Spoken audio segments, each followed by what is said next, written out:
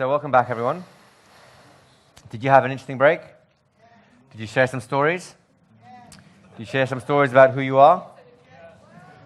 Well, I don't know about that. I was in it, but I don't know, is it protagonist, tritagonist? So I think the starting point for us right now is to start to collect lots of stories. So if everyone would stand up, please. Here's how this is going to work. You're going to do a regular mingling exercise like we've done before. This time as you meet someone, you'll tell your story as quickly as you can. You'll hear their story. It might remind you of some other who are you stories. And then you'll move on to someone else. At the very latest, by the time we come on and say change partners, then move to someone else and tell a different story. Again, about who you are, something that you like, something you enjoy doing, something that is important to you. And I just keep doing that as we change around. And once we've done that for a little while, we'll come back and see if we can tease out some useful versions of those stories. Is it useful? And to be clear, that the Who I Am story is the story that establishes human contact, that lets the other person know you're a human being. Which means you are a person that has motivations. You have things that you aspire to, things that you enjoy, things that your life is about. So it can be small moments like watching your children sleep. It can be large moments like watching them being born. And it can be all kinds of things in between. You have a rough idea of what I mean? It'll get better as you talk to people, so may as well start now. All right, how'd that go? Did you have fun with that? Yes. Who had at least one story? Should be all of you. Who had 2 stories? Who had 3? Who got 4? Okay, 3 stories, up to 3 stories. Good. Still no gold winner, but we're getting close. So what I want you to do is just mentally quickly review the 2 or 3 stories that you had. And I'd like you to pull out some icon from each story that will remind you of it. Can you all do that? Some little event within it, an icon, a person, something within that will remind you of it. And when you have it, just close your eyes. Think of the room. Start at the beginning and review. Oh, there's the first story I told today. There's a second story. If you had a third one, of course, you go to the third location, and there it is. And then go on to whichever your last 4 location was. Go to the next location and place the icon for the first of your stories just now. Your first Who Am I story. Just place like a cardboard cutout of it, or just imagine a version of that touching next on the object, or whatever it is. Then go into the next location and do the same with the second icon for your second story.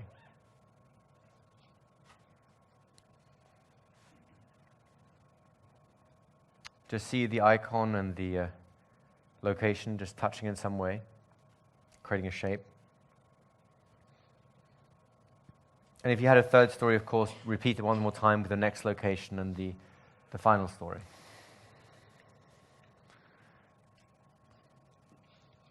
Meanwhile, you can go, when you finished all that, you can go right back to the beginning again and just review all 4, 5, 6 stories, however many you had. So you can review in a sequence. And just think about the icon, the location, go, oh yeah, that's the one. Oh yeah, I remember that story. Oh yeah, that's the story and this is the story where something else happened. And just quickly just go through. And let's do that routine 3 or 4 times, just so you can remember, oh yeah, that's it, that's it, that's it. And you just recognize it. When you're finished, just open your eyes.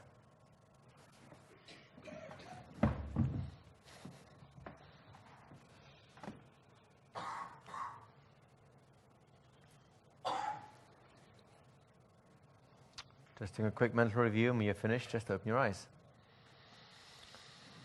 So, how many of you remember all the stories you've been telling so far? Right? It's pretty easy when you place them in certain locations, right? So, it's probably worth putting a few more stories in here, isn't it? What should they do for that? So, influence, I mean, that's kind of what we're working on here. The ways in which what we tell people about ourselves, the kind of picture that gives people. Like if you imagine like the sales situation, which is probably the most, focused example of influence, and the situation in which we have most distrust.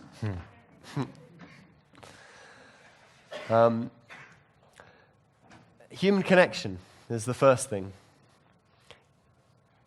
People do business with other human beings. And if you can demonstrate that, you're halfway there. The second thing people want to know is, why are you here? What are you getting out of this? Can they trust you? What's your motivation? If they don't know what you want, if they don't know what your angle is, how can they possibly trust you? Because they can't predict how you'll respond to whatever situations the two of you might get into. Why are you here? What's your motivation? Well, right now, interaction. That's our context. It might be, for example, those of you who are hypnotherapists or hypnotists who see clients formally, then, well, how did you get into it? Why are you doing that? For many people, it's because they experienced the benefits of hypnosis in their own life and were motivated by that to help others. In the sales situation, it might be that, you can be honest in a sales situation. You're getting commission on what you sell, or, say you're making a pitch for a big, like you want to build a big retail park or something like that, then you can be honest about your motivation. You can say, hey, look, I want to make as much money as possible in this situation. But the way you tell that, if you say, I want to make money, and what's the message you're sending? I want to make money, and I don't care what happens to you.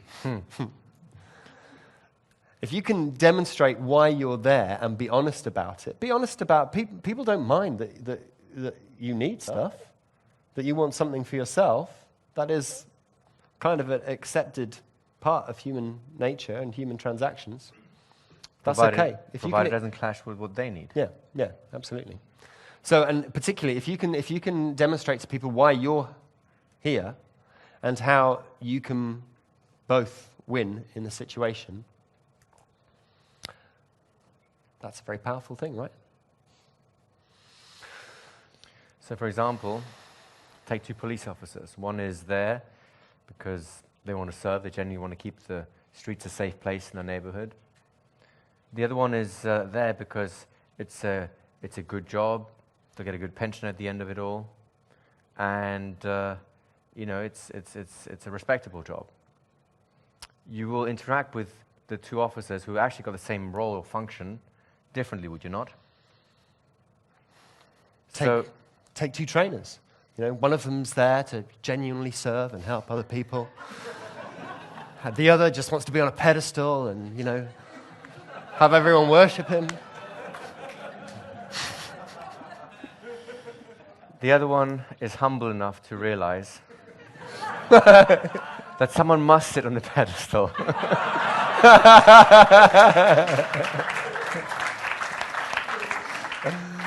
And to have observed that it's clearly working for loads of people. So. There you go. So, quite right.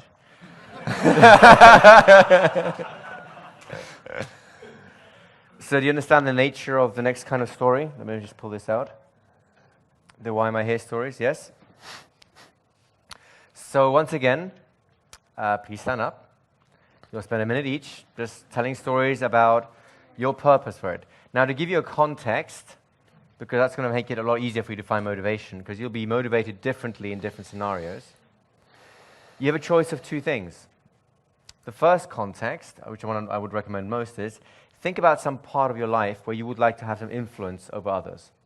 Maybe as a parent with children, maybe as a teacher teaching, maybe if whatever your career is, doing those things. Of course, if you're a hypnotherapist, then why are you a hypnotherapist? That's really the simplest place to put yourself into and then tell a story about. The alternative, which will be more immediate, but not as universally or useful to you, is simply think, why are you here, literally, in this room? taking this training. So those are two viable options. I prefer the first just because it fits your life more practically, but you have choice. So with that idea, stand up. Find a partner, and off you go. Okay, one story at least. How many? At least one story? Okay, that hopefully should all of you. There's a couple of hands going like, I would put my hand up, but I won't. Not again. Oh. 2 stories. 3, 4. Yes, a winner. You have a gold winner? 4? Hell yes. Oh, fantastic. There's a gold pedestal. Yes, give him a round of applause. Congratulations. Okay, very quickly review your 2, 3, or 4 stories. And just assign an icon, something that happened within that story that will remind you of that particular story. You got it? Just go through story 1. Yeah, this is something. Story 2. Yeah, it's about the guy. Yeah, that's good. Story 3. If you have a 4th story, of course, do that too. Once you have all 2, 3, or 4 icons for it, just close your eyes. And begin with a mental review. Start with in your room. Start with the first story that you told today. Look at the first location. Oh yeah, I remember that. Second location. Oh yeah. Third. Oh yeah. 4th. Oh yeah, that's good. That's true. If you had more, then of course you can go to 5th or 6th as well, if that was relevant to you. Whenever you get to the final location, the one which is, the one just before the one which was empty, just take your first icon and go to the next location and place that one there. Make sure it somehow touches and alters the shape of the object, so that's like a cardboard cutout there or an image on top of it. And really think about it there. And then move on to the next location and put your second icon there. But now you've collected anywhere between 6 and 8 stories.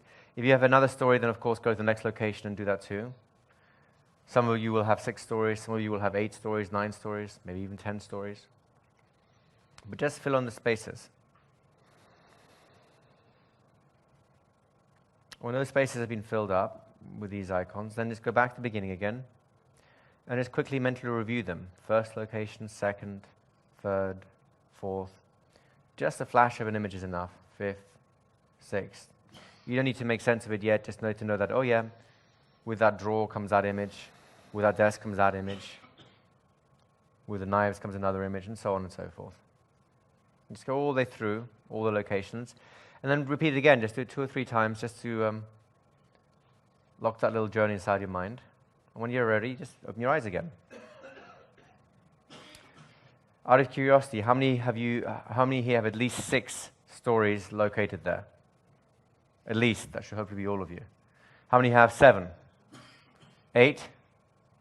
1 or 2 hands? 9? Okay, 8 it is. So let's do some more filling, shall we? What should we usefully put in the next one? So we've made human connection. We've addressed the issue of trust and, why am I here? Those of you who follow my blog at hypnoticstorytelling.com will have already seen, will have heard the bee story. Story about the bee. I'm strong and kind, and I look after things that are weaker than me.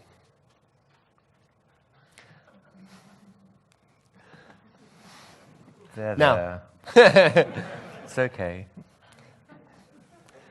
If I tell you that straight out, you may or may not believe me. You may think I'm a little conceited.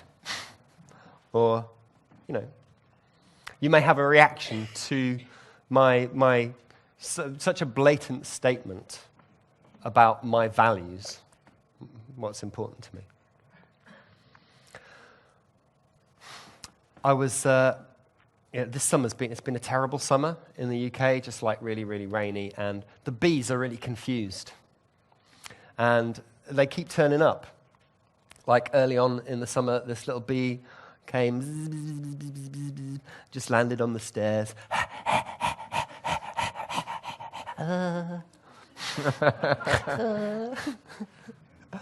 I saw this bee on the stairs. I was just walking up the stairs, and I thought, oh, that's a bit sad. I went into the kitchen, and I got a bit of cardboard, ripped up a bit of cardboard from a cereal packet, dipped it in some water, soaked it, and then dipped it in some honey. Took it out, picked up the bee on the bit of cardboard, and put it on the windowsill. And just left it there. And I watched it, and if you check out the blog at hypnoticstorytelling.com, you'll see there's a picture of the bee. This little tongue coming out.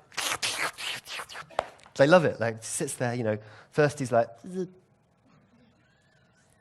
then it's like starts to wake up.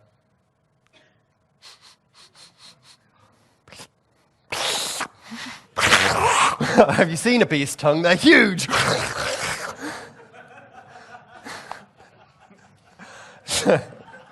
Sits there for ages.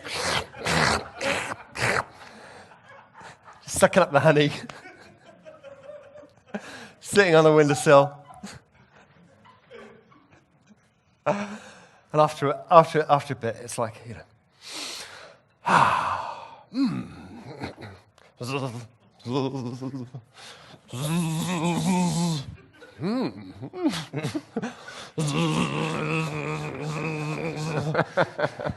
Windowsill, freedom.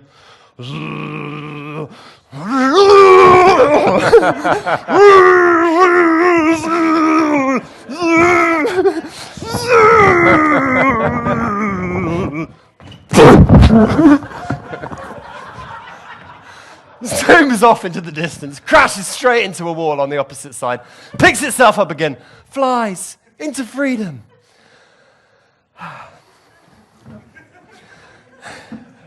So it's a funny story about a bee, right?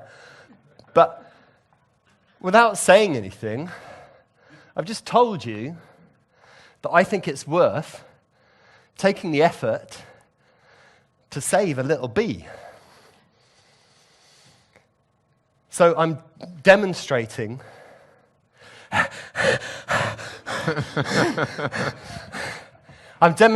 values in action. So the classic example of this in the sales context, for example, is, oh, hey, listen, you know, this car, it's all right, you know, and I mean, and it's great for the price, but I had another customer come in here the other day, and she was looking at this, and I said to her, well, for what you want, you probably need a bigger boot size. So I'd suggest you go and get that car over there. Why am I looking at you? Who knows? I suggest you go and get that car over there from that dealer. What have I just demonstrated? Who said that? Thank you, Rita. Integrity. Oh, sorry. What's your name? Jimmy. Thank you, Jim. Integrity. I've demonstrated that I'm prepared to lose the sale to do the right thing for the customer, right? You understand values in action? I don't have to do the B thing again? No,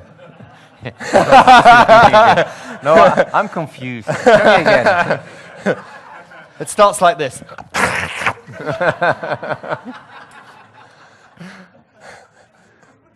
Just you wait to hear the monkey story.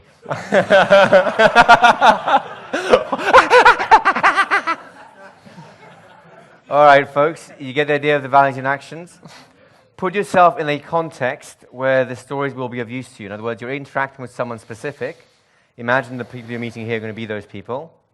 And then just present them a story where you are living, embodying whatever values you hold in that context. Easy? Is that? No. Well, let's put it this way to you. You can all think of a context where you want to be more influential. Is that correct? Yes? You can think of a specific context where you want to influence someone else. Be it selling cars, be it influencing your kids, being a salesperson or a manager, a teacher, trainer, hypnotherapist, whatever. You all have that, right? And people coming into that context, whether it's your children or your students, your customers, your clients, will have some kind of concerns about whether or not you will be ethical. So consider a story where you were ethical, where you did something that was important, although not necessarily easy, or it would have been easier to not do it, but you made the effort anyways. And then tell that story. Does that become easier now? Yes? Stand up. A minute each again. Find a partner. Off you go. All right, guys, settle down.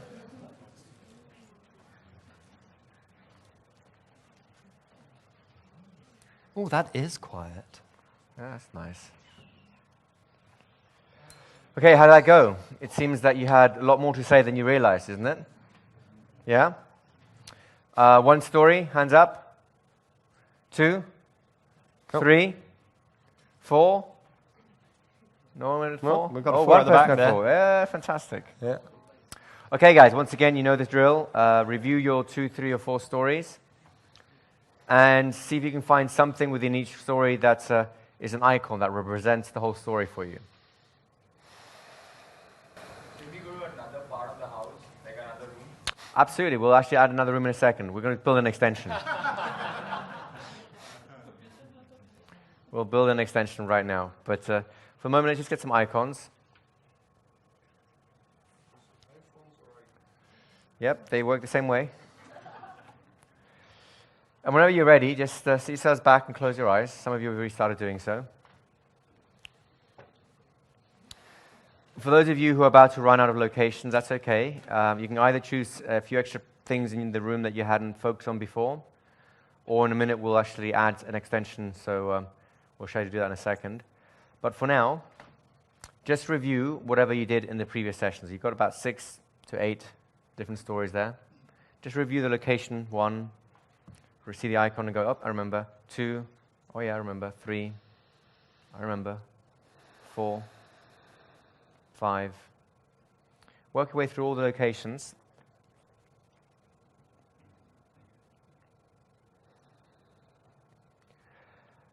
Until you get to your first free location, at which point just insert your first icon from this last set of stories. You already know how.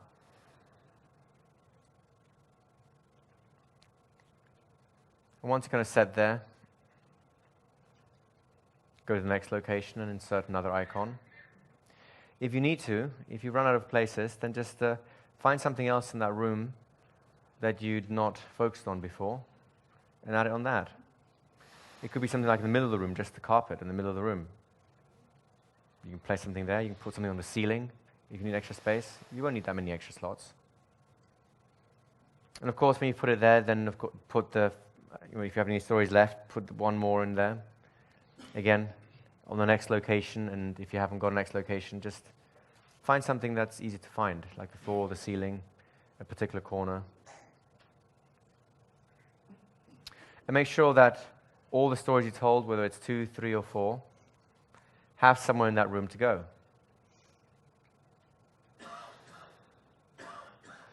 And then do a fast mental review.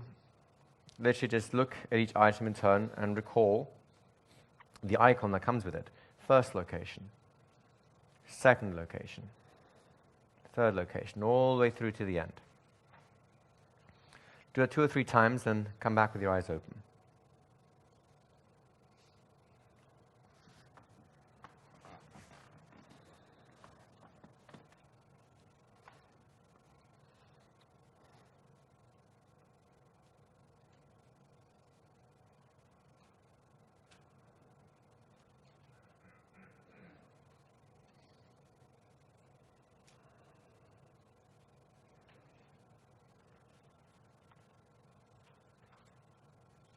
That's it. When you've reviewed them 2 or 3 times, come back with your eyes open. Just to make sure that you recall all the stories you've been collecting today. They'll be of use to you tomorrow.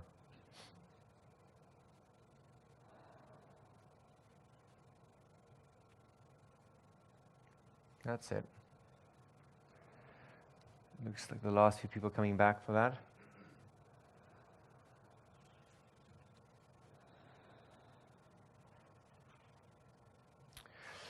Okay, as the last few people finish their mental review, hands up if you got between 6 and 10 stories collected so far. 6 to 10? Hands up if you've got more than 10 stories collected so far. Impressive, that's very good. Yeah, give yourselves a round of applause, guys. In particular, would it be fair to say it's easy to recall them all at the moment, is that right? So these stories will continue to develop, and you can use the same method to recall more stories. The point right now is that you get to have a stable amount of stories to begin with, and they will function as your 7 key stories of influence, so you'll have them at your beck and call, disposal whenever you want. What I'd like to do now is help you build that extension I promised you about. It's going to be exactly the same process you did a moment ago, just choose a different room in your house. So you've chosen one room, bedroom, living room, kitchen, whichever it is. Mentally just choose another room, then close your eyes, locate yourself there, and then mentally just an initial scouting tour. Just look around the room very quickly. Just remember all the things that are there. Just very quickly. You don't have to do it in any particular order. If you're in the bedroom, it'll be things like bed, cupboard, desk, windows, curtains, carpet, stuff like that. In the kitchen, of course, be a fridge, oven, sink, desktops, cabinets, stuff like that. And if you're a minimalist and things aren't really out on display that much, feel free to look inside the drawers. You know, you might have your sock drawer. You may have your videotape drawer. You may have a drawer with other things in it. That's an also. You can just open the drawers mentally and go, oh yeah, I remember the stuff that goes in this one. And again, I'd like, once you've kind of got a mental review of what's available to you, is choose a simple path. Start somewhere obvious. Choose a simple path and find at least 10 locations in that room. 10 distinct things that look different.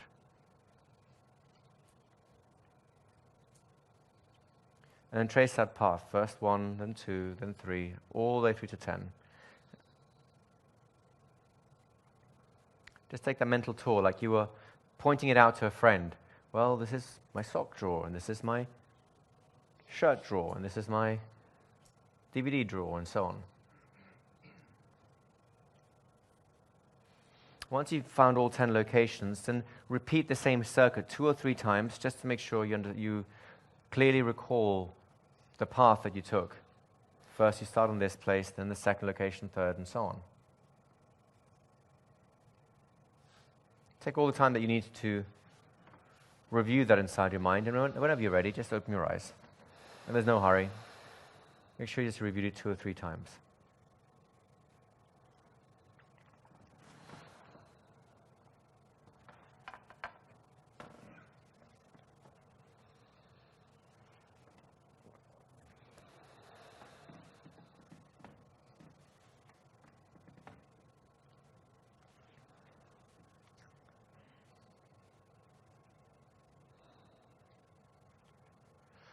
Okay.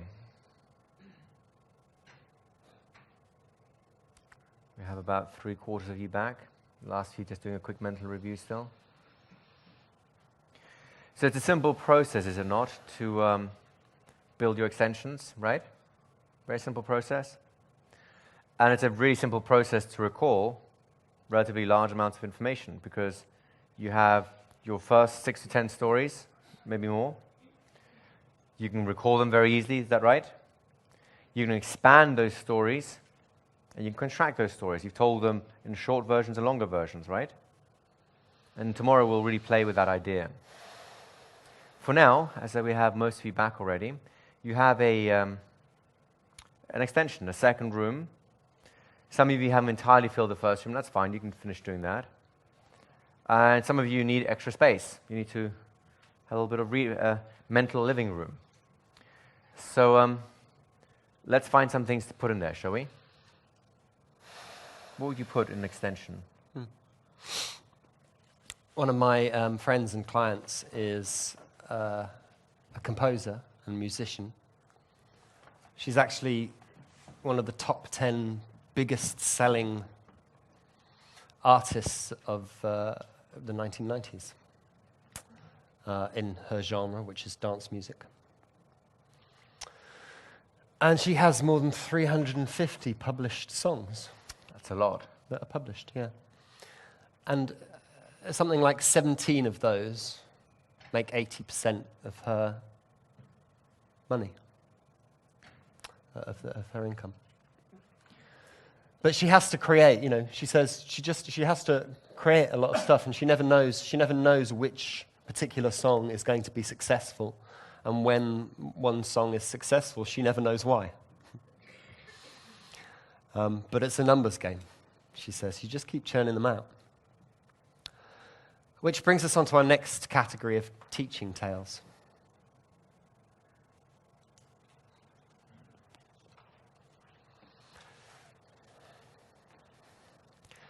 That story was a teaching tale with an implicit, unconscious teaching related to your current situation and why we're getting you to tell all of these stories, right? You saw that? No? How many people got that? Okay, thank you. And if you were to spell it out from at the end of the story, the implicit or the unconscious part of the teaching tale becomes explicit or conscious. And there are times when that's also useful. So the classic, obviously Milton Erickson had lots of teaching tales, and you can read all about them. Zen koans and Sufi stories and Christian parables are all examples of kinds of teaching tales. And one of my favorite is simply because it illustrates this in a very simple way, is the tale of two monks who are traveling to get to their hostel, their night hostel, and it's raining, and they come to a river, and waiting by the side of the river is a beautiful maiden with a nice kimono on, and she doesn't want to get the kimono wet. So one of the monks says, "Here you go, love," picks her up in his arms, wades through the river to the other side, puts her on the side of the bank. And then the two monks carry on the rest of their journey to the hotel, to the hostel. But the other monk, he's getting,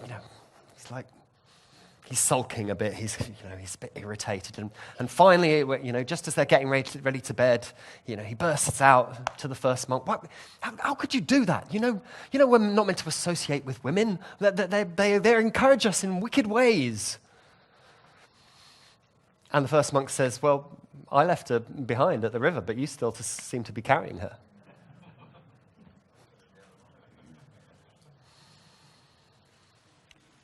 So there's a clear sense there in which the metaphor of carrying something physically is also a metaphor for carrying something emotionally or mentally, yeah? A man stumbles, comes out of the bar, stumbles across his friend. His friend's a little worse for wear. And he's just crawling his hands and knees around the lamppost, just desperately scrabbling around. And man goes, "Hey, George, what are you doing? What's up?" And George is a little worse for wear for having been in the bar a bit too long. And he goes, "Oh, terrible, I've lost my house door keys. I can't get in the house." And the man gets on all fours to help his friend. They start scrabbling around for 20 minutes, 30 minutes. They're looking everywhere. And suddenly, and then eventually in frustration, he turns to his friend and says, "George, are you sure you dropped your car keys here?"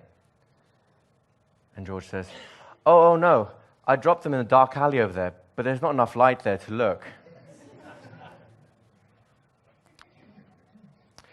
For whom might these sort of stories be useful?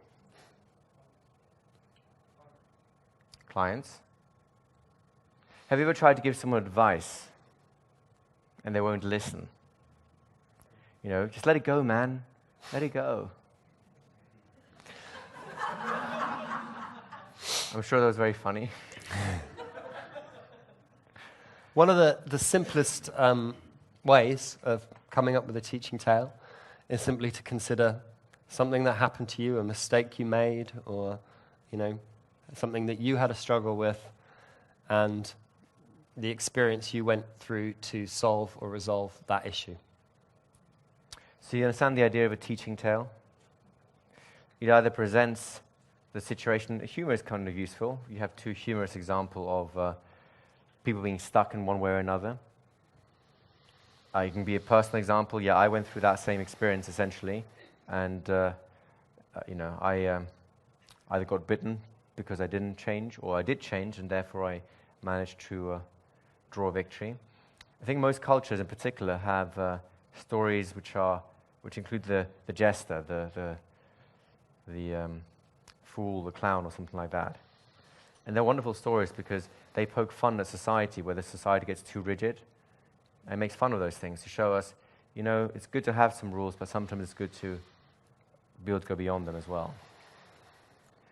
So at this point, it's useful for you again to think of a specific context. If you're a salesperson, for example, and you come across the same kind of objection over and over again, I'll give you a hint. The one that a lot of people always get frustrated by is, oh, it costs too much, right? What story could you tell to teach the clients that it doesn't cost too much? That it might cost them too much to get something cheaper? If you're a hypnotherapist or some kind of a therapist, what kind of stories can you tell which will help the problems that you will be facing? What if someone thinks, I don't know if I can do this. I don't know if I've got it in me to change this way. And already I suspect you're thinking of some things there. If you're a teacher or a parent and your kids aren't doing so well in school, what kind of teaching tale will help them to persevere despite possible frustrations so they can triumph? What is the specific context in which you want to influence? And think of a story within that. Once, of course, you start the storytelling, you'll hear others, which you can borrow or adapt to fit your own circumstances and tell the next person in line. And that's one of the ways that stories grow. We hear them, and either we share those stories, or we adapt them to fit ourselves, and then share the spirit of the story in a different cloak, shall we say. Do you think they're ready for the exercise? I guess the only thing left to do then is to stand up, isn't there? A minute each, Yay. Off you go. Nice one, Ole. All right, guys, how did that go? Did you enjoy that? Too short, yeah? See, you started off going like, oh, I don't know, I've got no stories to tell. Now it's going like, stop interrupting, I'm telling a story, oi.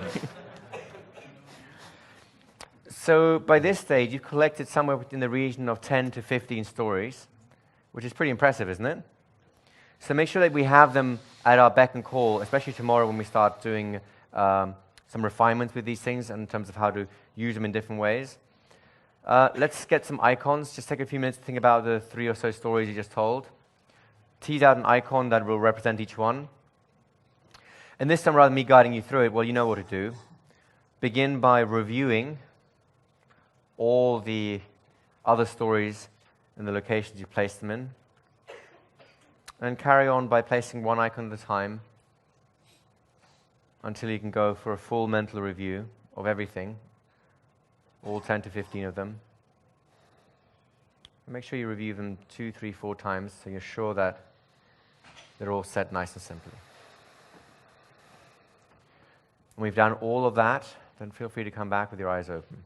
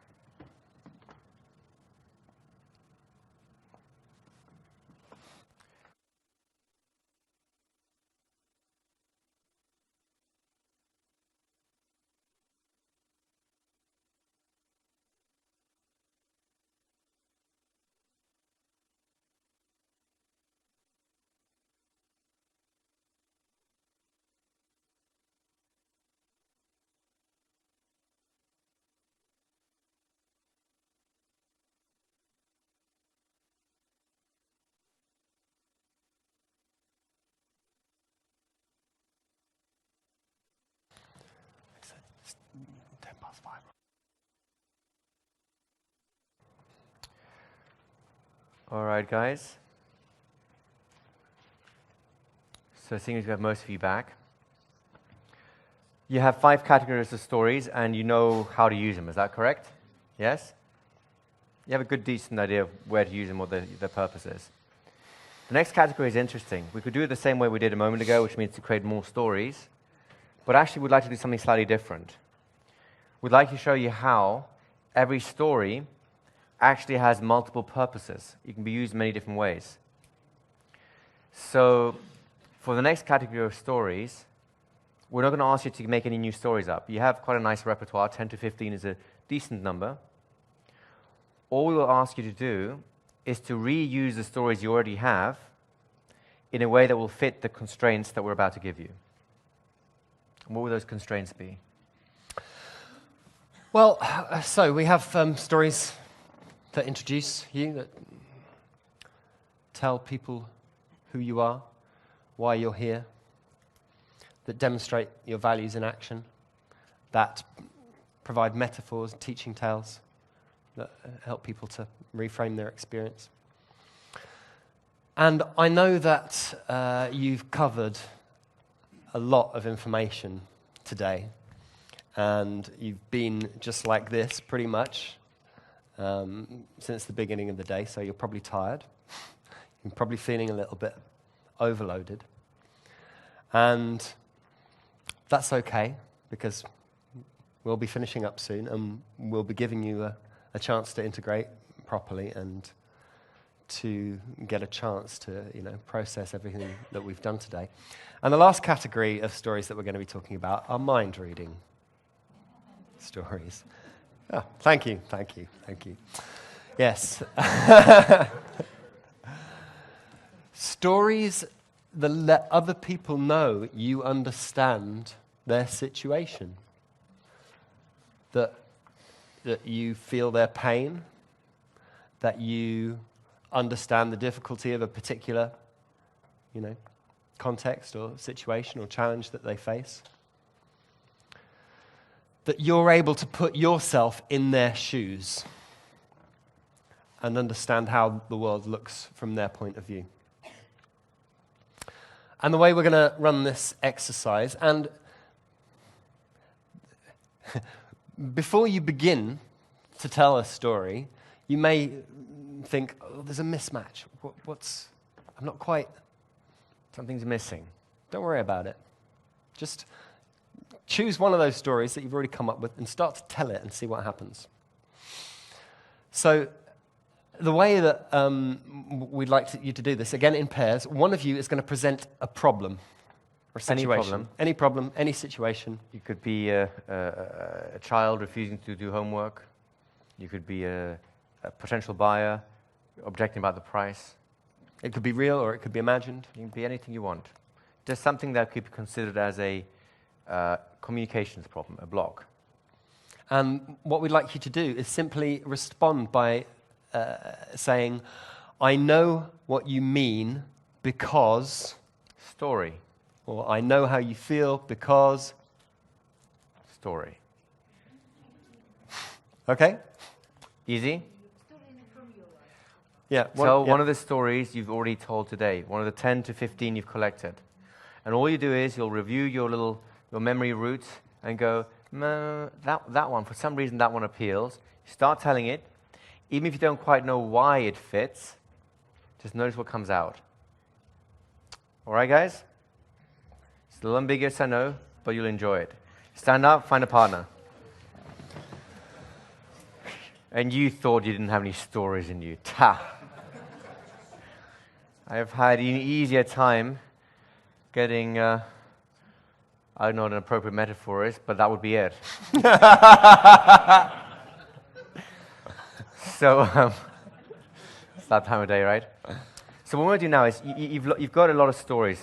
You've got 10 to 15 stories, and really the usefulness of those 10 to 15 stories is beyond just the 5 categories or 6 categories we've talked about so far, because that 6th category, mind reading, shows you how one story can serve many functions, depending on what you emphasize and so on. You've had experience of that, haven't you? There's another 7th story, which we'll come on to in a little bit. But before we do that, it's time to, I'd like for you to get an experience of just cementing the stories you've got in already. Of course, you've heard Robin tell stories about the accountant, the rock star, the little bee that could. Exactly. That's the alternative title. You've heard him tell you about a cat, although you're not quite sure what the cat story is all about yet because it's not finished yet. So notice how we can give it little titles that instantly summarize each of those stories, and you can recollect them, right? So what I'd like you to do is, with a partner, this person sitting next to you is fine. I want you to sit next to them, and over the next literally minute or so, no more than that, is just rattle through all 10 or 15 stories you have in the same format. Well, I have a story about the accountant, the rock stars. I have a story about the little bee that could. I have a story about the cat. I have a story about something else. Windmills. That's it, windmills. That's a one fine story. I have a story about the monk and the woman at the water, right? They don't need to understand your story. You do. But I want you to verbalize all the stories and just literally go through your rooms, reciting them with a little headline for each one. Does that make sense to you guys? So you have 1 minute to go through all 10 or 15 stories, then they'll have 1 minute to go back, and then we'll come back and do something. Off you go. So did you enjoy that? Did you enjoy speaking about your 10 stories, 15 stories? Were you curious about everyone else's stories? You want to find out, like, oh, what was that story about? Tell me a little more about that. Well, that'll be more what we'll be doing tomorrow. For now, there's a 7th story that we haven't covered yet. And really, the 7th story, in some ways, touches a little bit on all of them, but actually goes beyond them all at the same time. It's a story that is the kind of thing you find in dreams. Yeah. It's the kind of thing that you will have experienced many times in your life, often without realizing. In myths. In your personal heroic journey. You'll have been moved by it in other people's experiences, their lives. And it has a lot to do with going inside. And just taking the time to really appreciate. You know what comes next. That there are many ways to make yourself feel comfortable now. Put your feet together on the floor. And really, everyone has a capacity to make yourself comfortable. And focus inside. Take a deep breath in. And allow the mind to just drift, roll, float. You're aware of the room around you, even as your eyes are closed. And there are many thoughts, only you do not need to think them all. Today has stirred up feelings. It stirred up ideas. Begun the process. Experiences. Of creating within you a real sense of your own innate ability. A purpose for being here. To simply create. And there's a feeling that goes with that. The feeling that brought you here. It's much like the feeling that'll take you forward. The way you fall asleep at night. That's right. And the thoughts of the day just lazily drift around. I don't know if you remember the last thing you remember just before you go to sleep. Part of your dreams, landscape. You do, don't you? Things occur. Just dream. Experiences. Sometimes as you lie there. Coming together. Preparing for sleep. So nice. Images, sensations. And there's no particular thought or idea or image to attach to. It's just that as you drift and go to sleep. Sitting there. and simply have the experience of You've been on a journey, haven't you? being in that dream. In a dream, you could be walking on a path. You could open a door. You could be in a lovely place with Opening flowers that and door. nature, Into another world. and stand, appreciate the sights around you, As you stand the scents, the sounds. you begin to feel lighter. A place like this would be marvelous It's to walk in. almost like you begin to drift.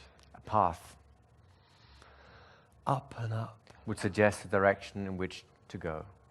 so that you can take wing, Forwards, looking down surrounded by those at the pleasant landscape stretching out natural scenes. around you. A plant, a The rock, wind catches under your wings, an animal, rising and higher. the ease with which you can travel this You path. begin to simply Going deeper and deeper. feel yourself guided Finding over there in the distance towards a special place. a green, dense area, You see in the distance a forest, like a forest or wood, looking down a clearing. trees upon trees upon trees. And whether you drift on the wind or And the curious thing is, simply feel yourself drawn there, the path leads straight through that. looking down, you move over the landscape, seeing the paths The below. rolling hills or the flat plains From that place you can see so far. can be walked Can with you comfort not? and ease Just float and drift. until That feeling of being drawn seems to grow. a person finds themselves at the edge of a forest. More and more you're drawn to that forest.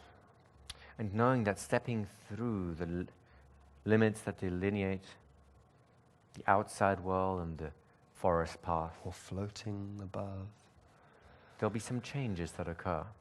drifting down into a clearing. It's cooler in the forest, darker. The sounds more intimate. You sense the forest around you breathing. The sound of the trees with a slight breeze. And you come to stand again And there a clearing in the that middle of it all. clearing, in the middle of it all, And a house waits for you there. with a step You step and a door. up and open, The door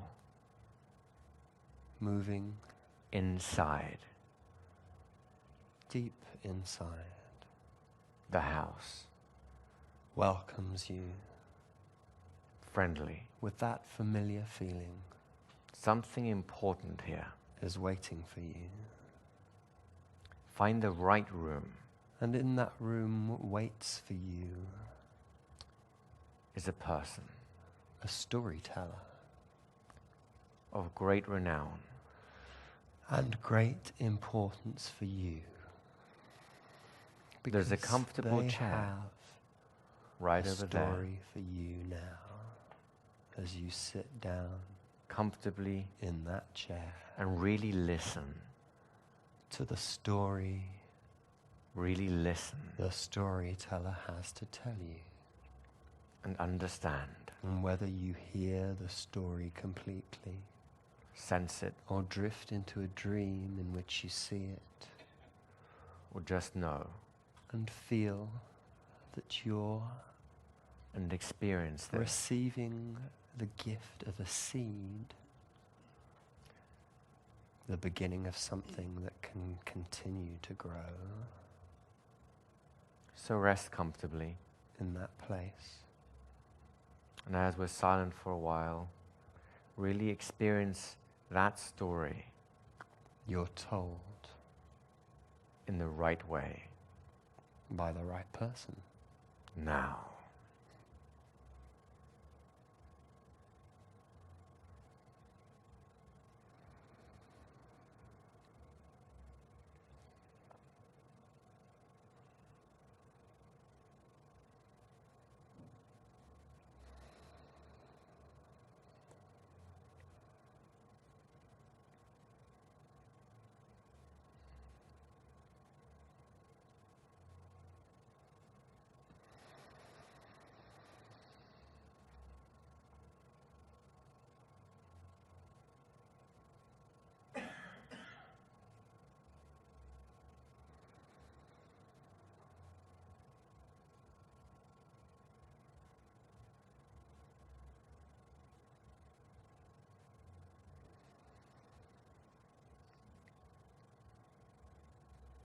and you can experience anything you wish